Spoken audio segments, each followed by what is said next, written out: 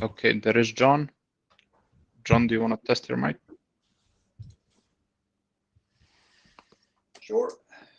Okay, it's perfect. Yes, perfect. Thank you. Okay. So I guess since we have an hour, we might get going. If more people join, they'll miss the enthralling first couple of minutes while we do the administrative. So welcome. This is the late meeting at IETF 112. My name is Stephen Farrell, and my co-chair is Militia. Militia. Hello. So there you've got some links if you need them. This is Friday of an IETF week. You've seen this a lot of times. You should be aware of it. And in addition, people like to behave well, so doing that is good. Again, if you kind of keep an eye on the code, bear in mind the code of conduct and behave appropriately. But I don't think we've had a problem in this group. So here's our agenda. Administrivia, we're in the middle of that. There's an update on the kind of the way we want to try and interact with the academic cryptographic community to get kind of analysis done. Militia will cover. There's the new draft on traces that we had consensus on adopting. I think Militia and I are not entirely clear on what final destination people really want for that and our exact scope. So there's a couple of questions on that. And then we'll hand over to John for handling issues with the main spec of ETHOC. And next steps, planning, whether we want another interim before the holidays, etc. Any agenda bashing?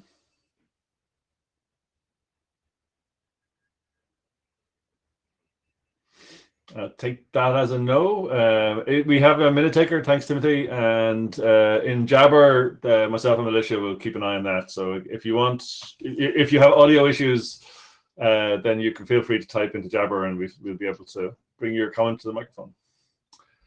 Okay, so with that, we'll move on, and Militia, over to you. I think you're going to share a screen, right? Or... Yes, I will. So I'll just give a brief update on this. So as we agreed during the last IETF meeting, we will launch a call for formal analysis of the specification, as it is now in a pretty good shape, and we feel confident that it is ready to go. I've been working with Kartik and the co-authors of the ad hoc draft on writing up a letter or like a short paper summarizing ad hoc that would be like the first point of entry for people who were not familiar with the ad hoc standardization process, mainly targeting the crypto community. And so essentially I was hoping to have this published for today's meetings. We received some comments from Kartik that I wanted to address before putting this online. So I will just go skim through like what this is all about. This is right now like a 6-page letter in IEEE format that summarizes the protocol. It mainly, as I said, it tries in a pedagogical manner to describe the protocol, to give a summary of the different things that are relevant for security analysis. And one of the big parts there is essentially the security goals or requirements that we agreed on as the first step during the the standardization process in Lake. So these are noted here. And then, so let me take a step back. So essentially the document is split in 3 parts. First one is like the security requirements that we agreed on in the requirements draft. The second part is the protocol design, essentially introducing ad hoc to the first comers. This includes some figures on the key schedule, on the parameters that constitute an ad hoc cipher suite, and then how the different constructs in ad hoc are instantiated and how they are defined. This includes, for instance, the ad hoc exporter interface, the ad hoc key update function, etc., etc. So this is nearly done. I hope to be able to publish this on beginning next week, essentially. What is right now pending is a table that we want to where we want to summarize essentially translate between the different security goals agreed in the requirements document, and then map this to the papers that have already done some formal analysis on the specification, and proved the different properties. So it is this table. So essentially, we reference here the properties that were proved and what we would like to see proven during this 6-month period that we will trigger once we agree that the specification is ready and good to go. And then, of course, there are a bunch of tables summarizing the algorithms that are used, like everything that people can find in one place, not to have to go through the different specifications in the IETF, but obviously any IETF documents have precedence if there are any inconsistencies with the document and the IETF specifications, but we make every attempt not to be any. So that would be it. As I said, I will give it a go and publish this on Open Archives during the next week, and send an email essentially to the mailing list, inviting the formal verification community to start the analysis in the following period. And we, as I said, we are doing this in coordination with Kartik, who will help us to reach the teams around the world who have expertise in this kind of studies. So that would be it on my side regarding this item. Do we have any questions? So yeah, I guess it's a good time to jump on the queue if you have questions. I have a couple. Yes. So I think this is great work, and it's a really good idea to try and lay it out this way that's friendly for people who want to do the work. I think that's a really good idea. I guess we should clarify. This is not a working group consensus document, right? So we don't need to. No. We shouldn't think about it that way. This is like an invitation to the community, to a different community, to do some work, right? Exactly. So I don't think we need to kind of run a call on this or whatever. But on the other hand, I think it would be useful to get to be open to modifying and producing a second version of it if there are comments from the working group. Yeah, so my goal is essentially, I will put this online like next week, hopefully like Monday, Tuesday, and then I mean we can, as this will be published in Open Archives for the time being, we can just like iterate. And great, yeah. So I think that's perfect. So if we, if you guys finish this up, and I think it's a great piece of work and a really good idea, and then maybe invite people to comment on it and issue updates as clarifications are needed or whatever. That would be super. Yep. So my second question was, you said 6 months. How do we know that that's the right period? So this is something we discussed, I think, during one of the previous IETF meetings. Well, I mean, this was like, we came up with 6 months as a period where, it is enough time, but. Yeah, again, if working group participants have opinions on that, I think it'd be really good to hear them. Or if there are, if there's a workshop at a particular point in time that it's important to try and get feedback from, and that's 6.5 months or 3 months, that's useful information to have. I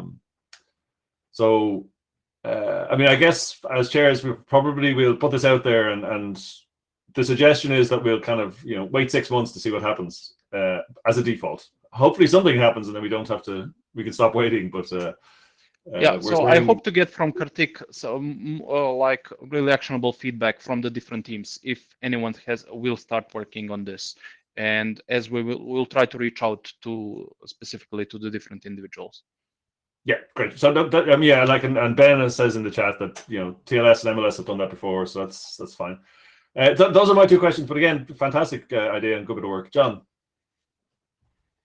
6 months is like for shot. Then before the document processes, we always have to have a discussion. So if the working group thinks something is worth waiting for or not, we can decide that later.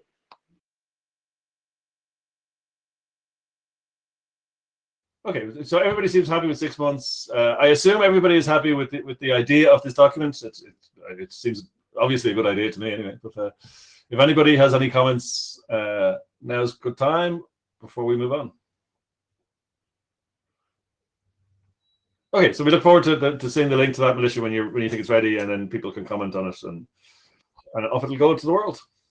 Sounds good. It's kind of you again on the next agenda item. So yes, the next agenda item is on the draft traces, I suppose. So let me just see. Okay. Do you want to share or should I? Ted, I already see it's loading. Yeah. Okay, good. That was me loading it then. Okay. Okay. There we go. There you go. Yeah, okay. Yeah, so this is just like a brief wrap up of the adoption call we had on draft traces. Stephen, can you go to the next slide? So we launched the working group adoption call on 18th of October for 2 weeks after the initial agreement during the last interim. We got feedback from so essentially from Marco, Stefan, Sean, and John, who is also a co-author. General feedback we received is that people support adoption. There were no opinions that this should not be adopted, and people support the publication as an informational RFC. There was one remark brought up by Sean, who stressed that we really want to ensure correctness of this specification, which really makes sense by verifying the test vectors that are presented there with multiple implementations. Then one thing that is not really clear yet is on the scope of the document. So I discuss this more on the next slide. So currently, the scope of the draft is essentially the draft covers methods signature, and static with Cypher Suite 0, which is the X25519 based suite. There was interest expressed for the NIST curve P256. I think Marco and Stefan raised interest around having test vectors on Cypher Suites 2 and 3 specifically. So what we would like to hear now from the working group is what are your opinions on this? I mean, first, if you object to this document being published as an RFC, and then second, what are your thoughts on the exact scope? Should we be exhaustive and cover each method with all the Cypher suites that are defined? So essentially, we select a set of Cypher suites, like for instance, 0 and then 2, which would cover the NIST curve and the Edwards curve. Or just be selective and do with different methods, like as John proposed on the mailing list. So yeah, we are really looking to for your feedback here.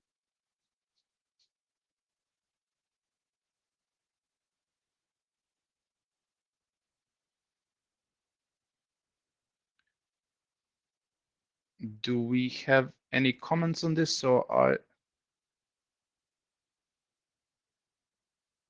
So Timothy, yes. So we will still have like a GitHub page where we have a lot of other test vectors. And I don't think we should be exhaustive in the draft and just have them as additional support. And then on the GitHub page, we can have much more test vectors and be much more exhaustive. But it would be difficult to have an exhaustive list of all the combinations in the draft. Yeah, so I mean, to be clear, I mean, I was not implying that we should have like all the Cypher suites, just no. Yeah, so this is just. But it's I think I heard this comment during the last interim, and I can't remember who said it, but it's difficult to decide like where to stop. Of course, this could be the discussion we're having right now: is what should we include and what not. So specifically, which Cypher suites and methods would you like to see there? I think I would have all methods and maybe Cypher Suite 0 and 2.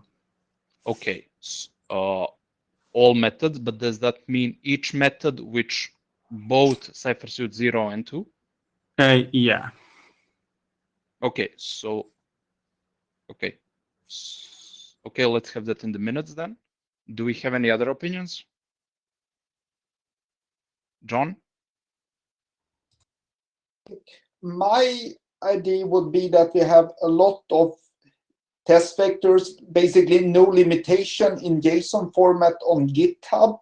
And then my proposal would be to select quite few for the drafts with a lot of explanations. I think if you want to check your implementation against something, you probably do that with a JSON-based test vector. If you want to understand more about why things are like they is and walk through test vectors, then you look at the draft. So I think beyond like 2-3 traces, I think there's you don't get increased understanding if with the explanations in the draft. So I think for correctness case, I would say 2 to 3 traces and focus on making these correct. There's a lot of work both to write more traces and also to check them. So yeah, I mean, and it also reflects the comments in Jabber there. So that that sounds like a plan that people are happy with. I guess the action would be to create a place in GitHub for traces to be posted, and then to at some point select from those to which goes into the draft.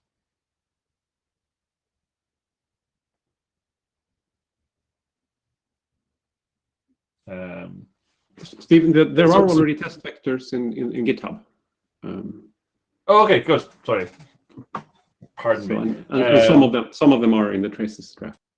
Okay, so we're inviting people to submit PRs with new ones. Is that right? Yes, we actually have a new contributor who is going to do Cypher Suite 2 and 3, and would also become a new co-author of the traces draft. Great. So that's okay. Marek Serafin from Asablock. Good stuff. Yep. Marco, I see you're in the queue. Yeah, hi.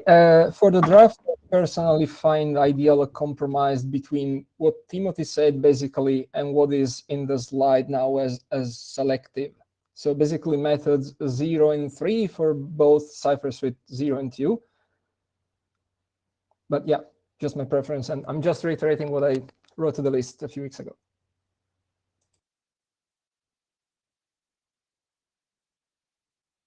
But do you, Mark? Okay, yeah, Mark, would you like to see also methods 1 or 2, 1 and 2?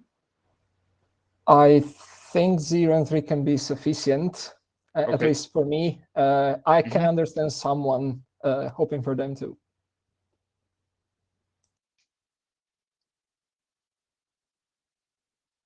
Okay, so let's continue this discussion on the mailing list.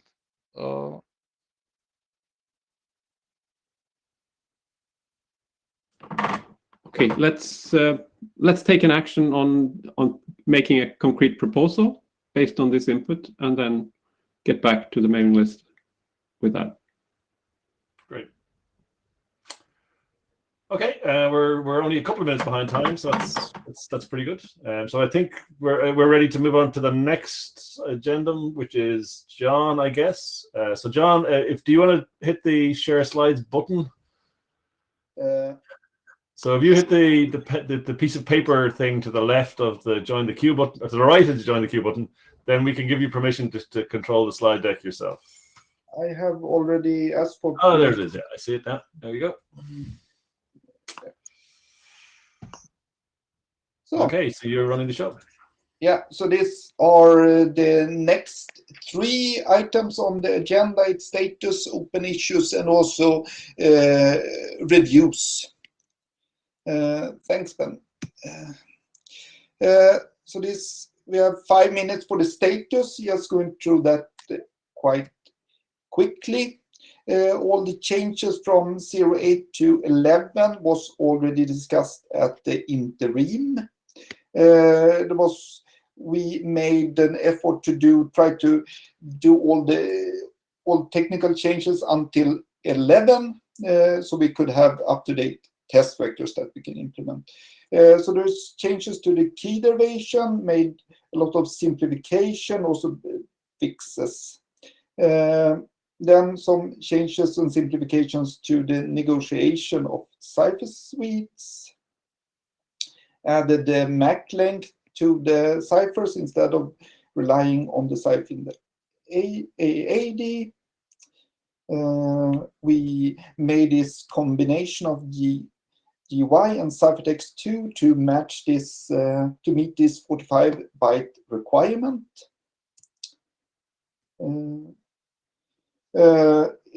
CWT and CCS was added.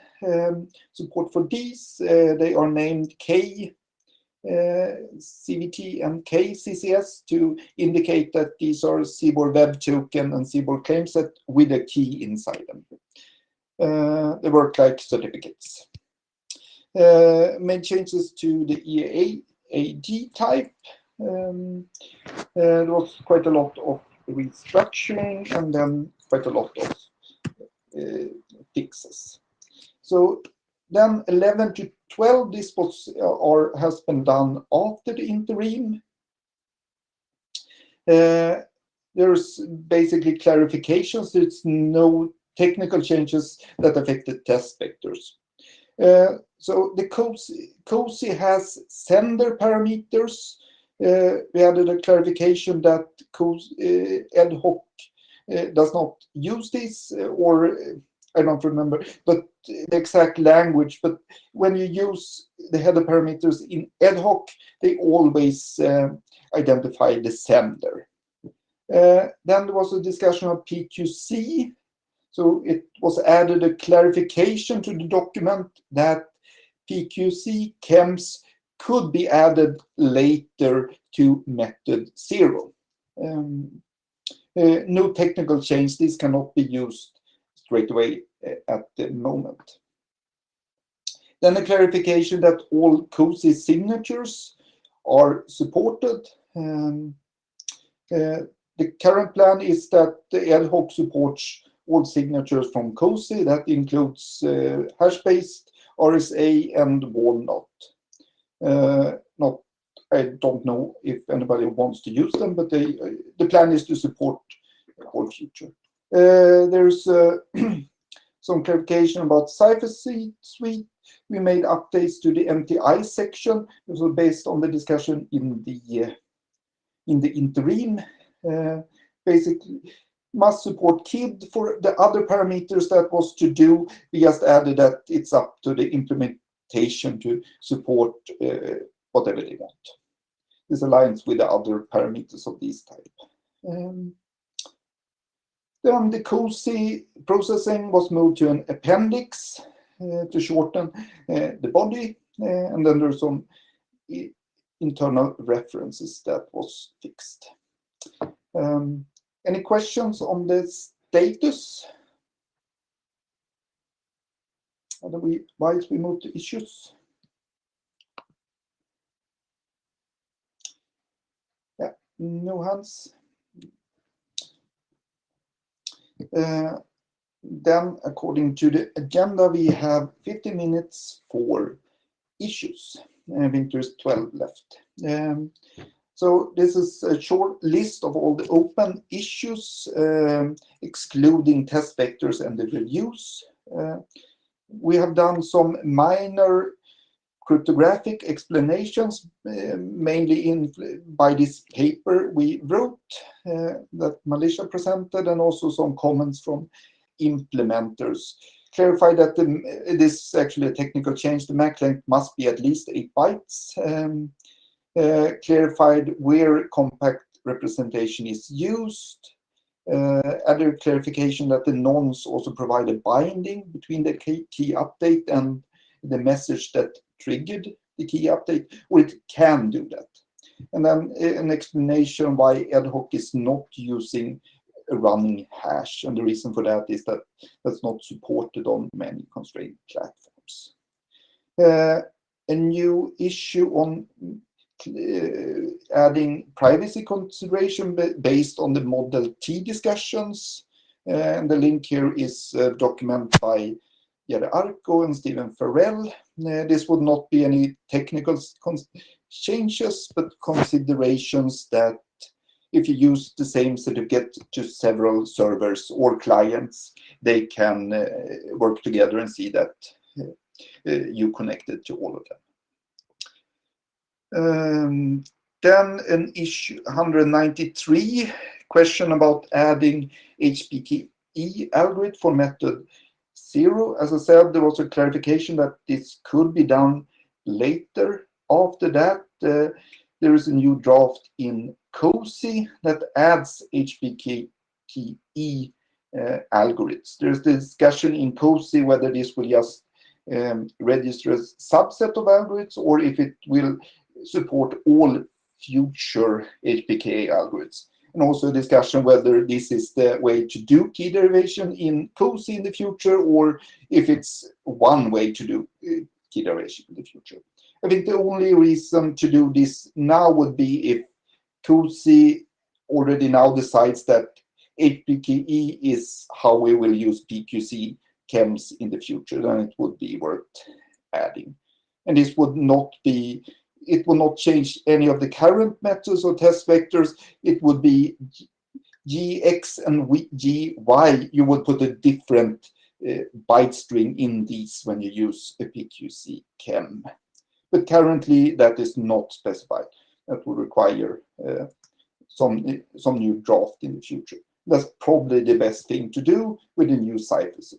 Then the information about non-repudiation was wrong. Said that you needed to save the ephemeral key. That's not true. You can save all the input to the signature function, and then you can prove that the other party took part in the protocol. This is similar to IKE, I think, as the information is encrypted in ad hoc. In TLS 1.2, I think the signature is, I don't, in some protocols you can prove it by just looking at the information on the wire. In ad hoc, the other party needs to save things. It's not visible from the wire. Then we have an issue about optimal padding. That's blue because I have a separate slide on that. 186 is a discussion about the EAD, internal structure, and the API. This was based from comments from implementers where this CBOR encoding should be done and how. And also a bit unclear still how other protocols will use the EAD interface. My reflection for this discussion is that we probably need to specify it as we cannot have any, we need to specify as a byte string to make sure that the data is correct CBOR. It does not affect the security of ad hoc as such, but you could imagine that some other application assumes that it actually is correct CBOR, and then it should be. But I think this needs more discussion. Then there is security consideration for TOOF. Unclear if that's done in ad hoc or in COSI. Too many words. There is regarding compact representation. There's a draft in CFRG that suggests that for HPKE. Don said he didn't get did not get positive feedback for that. I wasn't there when he presented, but I sent a mail to CFRG asking if there was any need to do any alignment. If CFRG thinks so, I guess we will do that, otherwise probably not. Then we have effect of limited randomness. There Göran has made a PR, and it's a very short PR. It adds a reference to an appendix in OSCOR as discussed in the interim.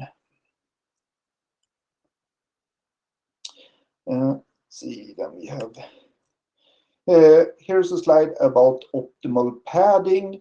The issue here is that ad hoc security considerations or privacy consideration doesn't currently does not say that ad hoc reveals the length of your identity and also the length of EAD, I think.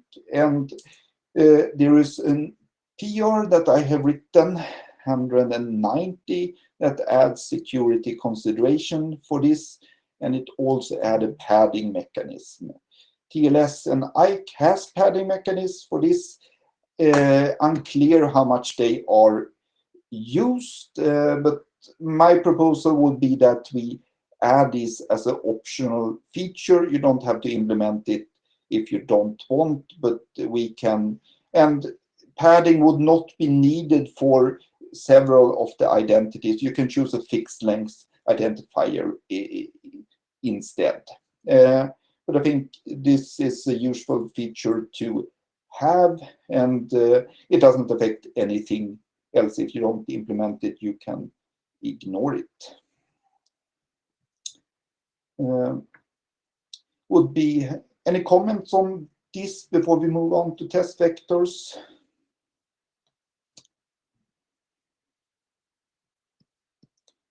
Not reading. I think, John, it sounds like what you think are sensible resolutions for most of these. What's the best way to close a bunch of them that we think are ready to close? Just maybe send one mail to the list with a, listing all of the issues you propose to close, and then just giving people a few days, and then going ahead and doing it. Yeah. Okay. So I think that's the plan. So at the point you think it's best to do that in the next short while, if you send a mail to the list then saying, issue blah, proposed resolution close, and so on. Yeah. Give people a few days, then fire ahead and do it. Yeah. So cool. If you have any comments on any of these issues, please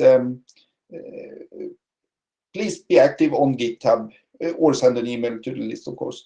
Good. Then there's issues about test vectors. I think these we have already discussed earlier in the meetings. At least 167, the content of the traces document. 188 is an issue about,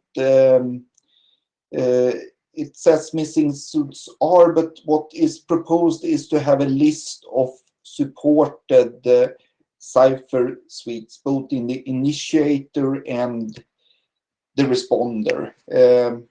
This would be something different. Suits I and suits R only have meaning in the actual messages. They might be they might be truncated from the full list of supported ciphers. It's not completely trivial. We had this before, but that led to confusion also. But now we have simplified the cipher suit negotiation, so it's simply more straightforward. So it's probably worth giving this a shot again and add such a list. Another consideration is whether we should add test vectors for a message flow with an error. So message 1 and then an error I don't support. I support a better cipher suit, and then message 1, 2, 3 again. That would probably be useful, but it's also work, of course. But that would probably be good to do. Yeah. Then there's a suggestion to have a table of content in the test vector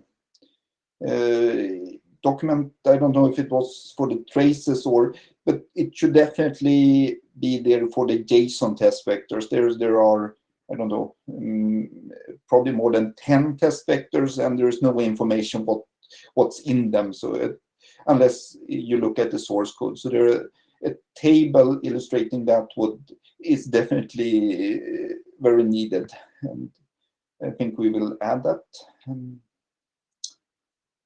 And there is more suites. I think we have already discussed that. I think everybody agrees at least that we should have the P256 ECDSA, and that's ongoing. There is test vectors coming very soon for that.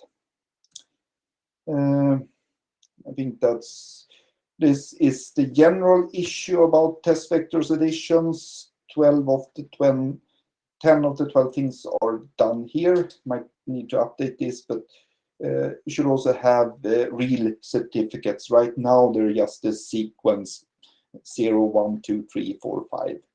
There should definitely be a real certificate with a real public and private key that you can test. This will also be added quite soon, I hope, in the coming months. Any questions about the issues or comments before we move on to reviews? I think we are just on time.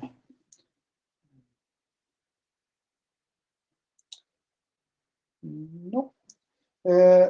So I think it was at the interim, there was a request from the chairs and also from the authors that to get people to review the document, because we feel that we are getting closer at least to the finish line. And we have gotten 4 reviews. That's excellent. And all the 4 reviews has been added as their own issues in GitHub, so it's easier to see and discuss them. I think the plan is to fix all the editorial issues in them, and then if some and as much technical things also, and if something need more discussion, then we open a new issue for that topic and maybe close the general review issue. But a big thanks to everybody that has reviewed. I think the comments are in general positive, quite a lot of small editorial things and some technical. So these discussions are only the bigger technical things that might be worth discussing. Marco is not here because I think all his comments were more editorial. I think a lot of them has already been addressed. So comments by Stefan, EAD, who is supposed to encode the code EAD, application or implementation. My high-level answer right now, I think the API needs to be changed. I think it needs to be int and byte string, and then probably the ad hoc application do a CBOR encoding of the int and the byte string. But in general, I think the ad hoc specification should not specify exactly how this API looks like. That's up for the application. Might look a bit different in different programming languages and so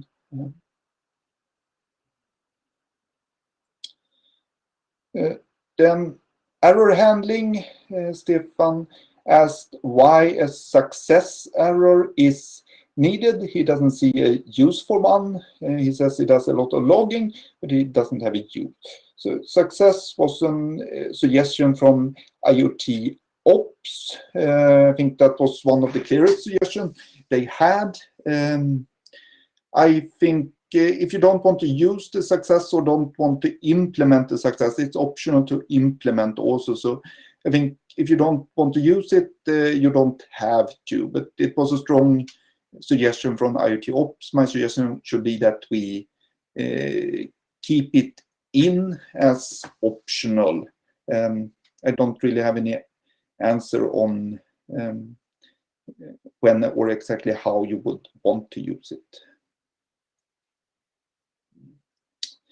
Then the mandatory MTI Cipher Suite. This we have discussed and agreed to discuss later. Stefan suggests that we should change the text from 0 and 2 to 0/1 and 2/3. He doesn't think it makes sense to make a difference between the truncated CCM and the full CCM. That's the only difference between these cipher suits. I think we can discuss that when we discuss the mandatory to implement cipher suite question later. That we said we do when we have a working group last call. more comments from Stefan about revocation, and then it's what you should do here and what you can do. And I think current answer is that ad hoc doesn't give much guidance regarding this. You can use, if you use X509, you can use CRL and you can use OCSP. You cannot use OCSP stapling. COSI does not support OCSP stapling at the moment.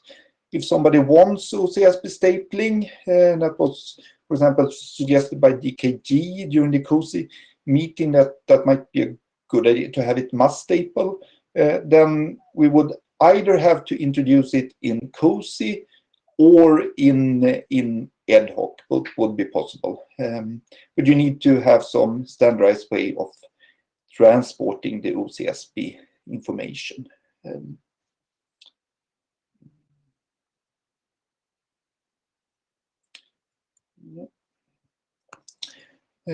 Comments by Kathleen. So Kathleen discusses comments on the IANA considerations, and she asks what documentation is required, and if we should also have specification required. This we discussed at the interim. I think I was happy, but I don't think there was a lot of comments. So this might, if people think we should have specification required instead, do that. Otherwise, there might be a need here to explain what documentation is required, so more guidance to the experts.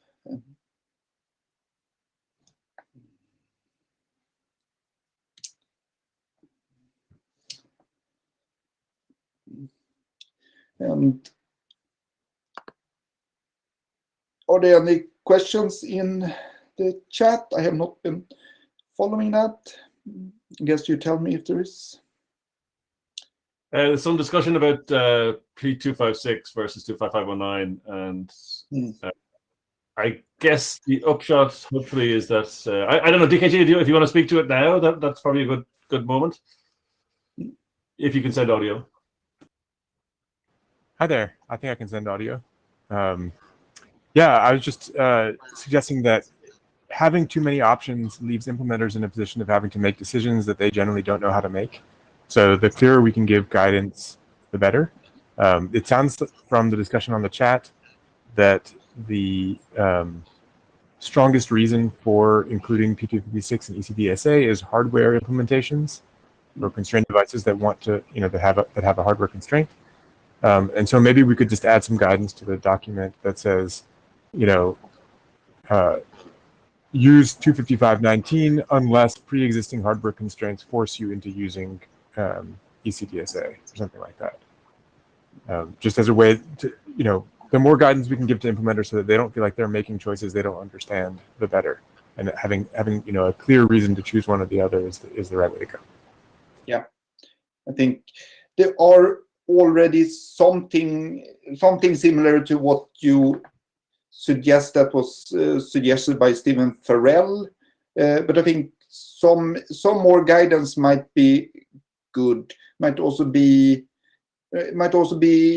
good to give some more explanation what the difference between different options would be. Yeah.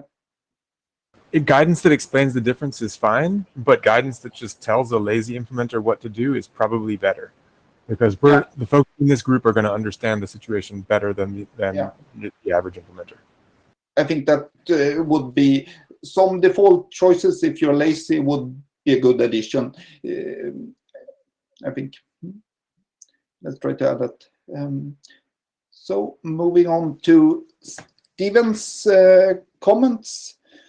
So first, connection identifiers, and Stephen asked that you might be able to track a client if you look at this, and he asked whether they could be derived in another way, and if this has been considered. And this has been considered. I think we have an earlier version of the draft did generate these in a random way, but then you also need to have them much longer due to collisions. So it has, that was removed.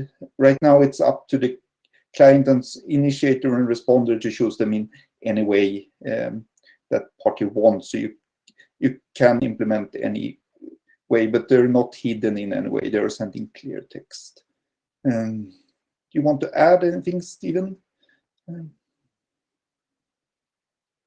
Yeah, and again, I'm not entirely sure what the potential value here might be, because connection identifiers could be, or a connection could be obvious to somebody looking at the traffic anyway. Yeah. However, you know, we do have the issue with threats, like if you have a light switch that's activated when a person enters a room, just being able to detect that the packet comes from that light switch is probably revealing, regardless of any encryption. And if my concern is that these connection identifiers, if they kind of leak over to something else, into other protocols, like, and if there's some kind of proxying going on or multiplexing, then these could allow that kind of attack to happen if somebody only has visibility of the link where the multiplexed packets from many switches, for example, are being sent. So yeah. I'm not sure if doing better with connection identifiers in ad hoc would enable a good solution for that, or would be window dressing. But I think it's a concern if you can, if you can just correlate the key exchange with all the later packets, that enables some threat.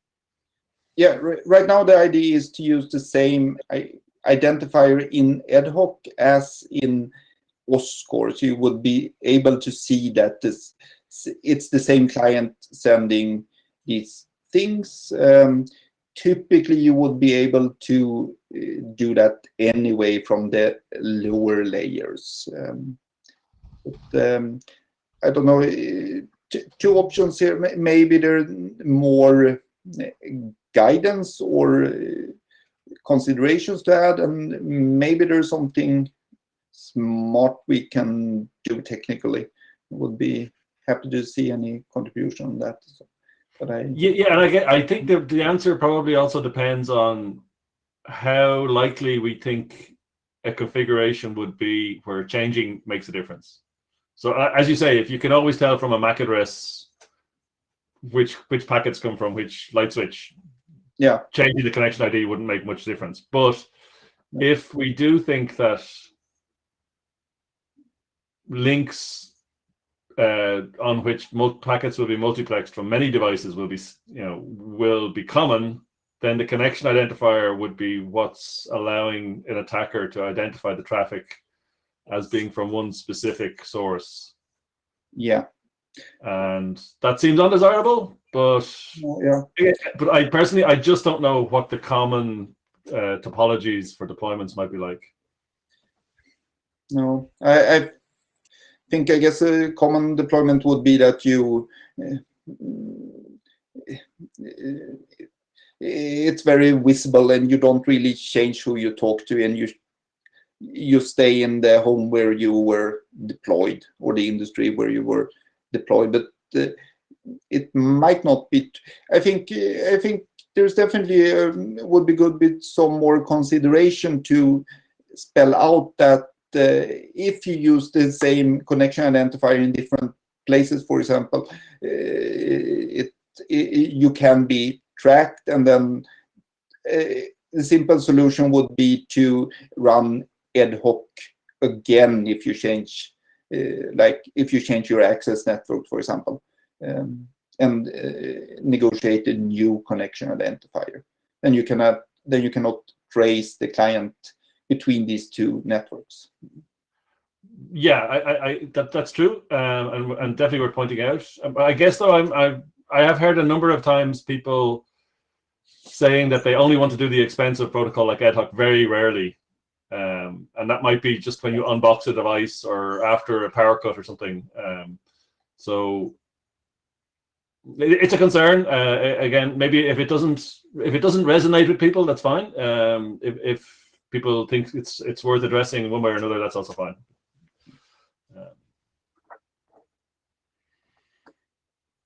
But I mean, I suppose the other argument I'd make for trying to think about this now is that it's not something that we'd find easy to change if we decided we wanted something else later. I think that's true, right? Yeah. Yeah. So. Yeah. So I think for now, at least add consideration, and then I don't know. It would be very happy if somebody have some. If you have some ideas technically how to make things better, please be active on GitHub. Yeah, I think that's fair. Yeah.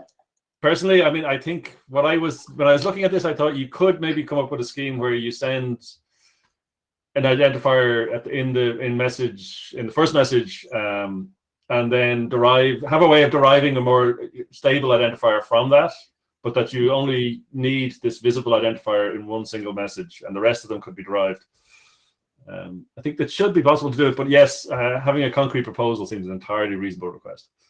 Yeah, it's definitely possible. I guess it's very simple is to derive something long and random. It will not collide with anything. If you want something shorter, it probably requires some more thinking. Right, and without consuming more bytes in the original handshake, pretty much. Yeah. So there's, yeah, I'll have a look, but if other folks were willing to make a concrete proposal, if they also have this concern, I think that would be great. Yeah, sounds great. Then terminology. Stephen asked if CDDL or English language is normative. There's a mixture. I think the answer is that there probably needs to be a mixture. I think, but it's not clear. I think it needs some clarification. I think all the CDDL is normative, but just the CDDL is not enough. You need some normative English text to tell you the details of how the fields inside the CDDL is structured. Not some things you could do with more CDDL, but I don't think you can get away with only CDDL, and it would make the CDDL very much more complex and hard to understand also. But I think that the CDL is what is normative. Clarification of what is normative is probably missing. Then more comments by Stephen. Comments if do we really need to support hash-based SIGs? We talked about that before. My idea would be that we support everything that COSI supports. Doc then also supports, for example, Walnut DSA, which is not recommended, and RSA, which would be very large. But the hash base will also be large. I guess the change in the recent version is that there was questions of PQC, and we added a note that hash-based SIGs can be used. Do you have any comments, Stephen? I think, yeah, I agree with you that they're unlikely to be interesting, but they do have a different property of being stateful, that you only get so many signatures. And in the context of long-lived devices, that if some device is long-lived and does ad hoc frequently, then you might run into an issue. But it seems unlikely, but it also seems a bit unrealistic to claim it's really supportive. Ben, you're in the queue. I just wanted to respond to one of the things that John said live, which was, I think, that we sort of assume that ad hoc is going to support everything that COSI supports, and I'm not sure we should make that assumption. Like, from the COSI perspective, at least my understanding is that when you have an application that uses COSI, you're sort of assumed, like the cozy authors are sort of assuming that your application will be profiling things down and that there may be some algorithms in cozy that just don't make sense for you. And so we probably don't want to assume that anything that has a code point in cozy is going to make sense for ad hoc. That's a slightly different question from the specific question of whether or not hash-based SIGs make sense for ad hoc. But I just wanted to toss that out there, that we probably do want to filter what's available from cozy down to what makes sense for ad hoc. Yeah, I think it's hard to filter out. There's one thing to filter what is currently specified without filtering out future algorithms that would make sense to support. That's true, yeah. So we have to be careful about how we write this sort of guidance to be future compatible. Thanks. Good. Then 8.7, discussion about using KDF to derive public output. I think that should be added a consideration regarding that. I think NIST has very strict rules regarding this, but I also seen a paper by Kravchuk where he says that very much complains about this NIST requirement and says it doesn't make any sense unless NIST have very, very low trust in their cryptographic constructions. But I think it depends on how much public information you derive. I think some considerations on this could be good along the line that Stephen suggests. Might make even more sense for the exporter, where you might export much more material and it's unclear how you use them.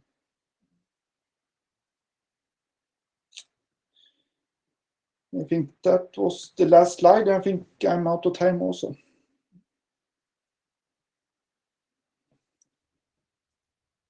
Great, thanks. I don't know, Militia, I think was having some audio issues. I'm not sure if they're sorted or. It should be good now. It's that's working now. Okay. Yeah, sorry about that.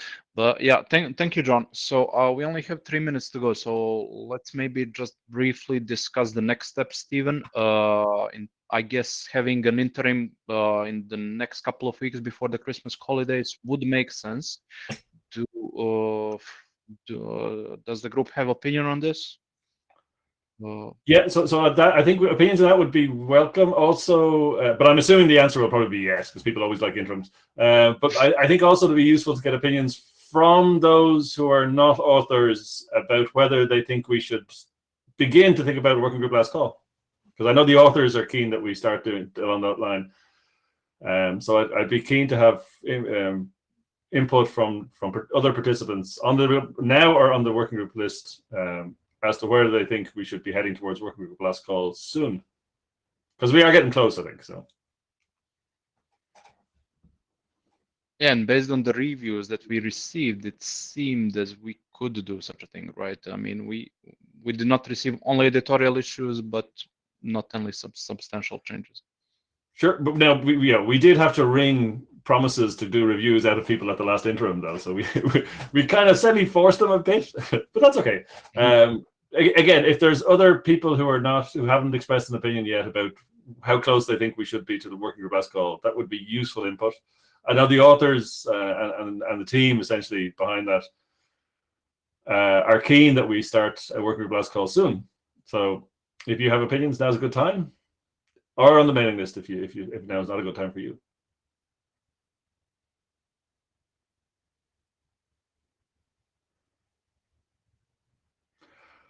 People don't seem to be joining the queue. So there is Joran. Joran, go ahead. No, I don't have a strong opinion here. I think that this is great that we got these reviews. Thank you very much, everyone, for contributing, and we have had a good discussion today, I think. I would imagine that this would trigger even more reviews if we do the working group last call in January or yeah, something like that. So that would be a way of pending the potential crypto reviews, or I mean, we know that there will be some crypto reviews coming up to get some input in the meanwhile, which probably won't be overlapping with the crypto review, I think, if we ask. Yeah, and I mean, there's if we assume that other cryptographers are going to spend effort on this, we kind of owe it to them not to keep changing the thing during that period. So that's another reason to have a relatively stable draft for that period. So I like the way you implicitly suggested we do working group last call in January. So that's that was nicely snuck in there. You know, I'm guessing that that's the kind of thing that seems to make sense. If we have an interim before the holidays, try and tie down to as few open issues as possible, and then kick off a working group last call. That would seem to me like a sensible plan. But we could do, you know, we'd be happy to get comments and input on that. I guess we're out of time. So send those comments to the list. Unless you want to jump into the Jabber room where it'll still be recorded. Thanks for your time. I guess we'll schedule an interim for sometime in early mid-December. Yep. But we'll discuss the list. Thank you all. Thank you all. And thanks to Timothy for taking good notes. That's great.